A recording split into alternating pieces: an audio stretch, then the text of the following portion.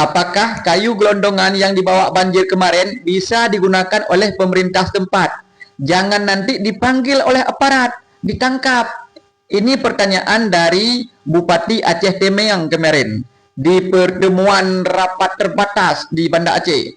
Nah, kalau rakyat menggunakan kayu-kayu gelondongan itu gimana?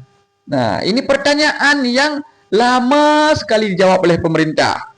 Kemana pemerintah? Tinggal jawab boleh, tidak. Atau jangan-jangan sengaja ini ambil dulu. Nanti kami periksa. Nah, ini bahaya ini pemerintah kita ini. Lama sekali mengeluarkan masalah-masalah kayak gini. Ini kayu-kayu ini sebenarnya mahal loh. Jadi pemerintah, Menteri Kehutanan atau Menteri apapun namanya itu mau memberikan untuk masyarakat, kasihan juga ya kan? Sayang, mau diambil oleh pemerintah itu malu. Kenapa? Karena ada nama-nama tertulis.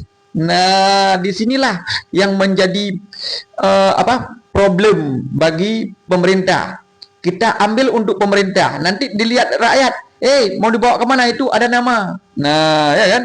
Nah, karena di kayu-kayu itu banyak tertulis nama. Wajar Bupati Aceh Tamiang menanyakan.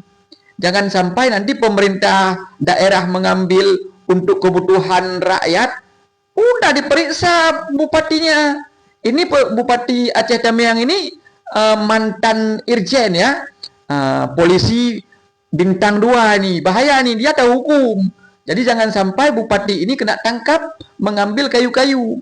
Wajarlah Pak Bupati, pemerintah kita memang begitu dia. Nunggu rakyat ambil, baru nanti diproses hukum. Semoga pemerintah sekarang berbaik hatilah kepada masyarakat yang terkena banjir, ya kan?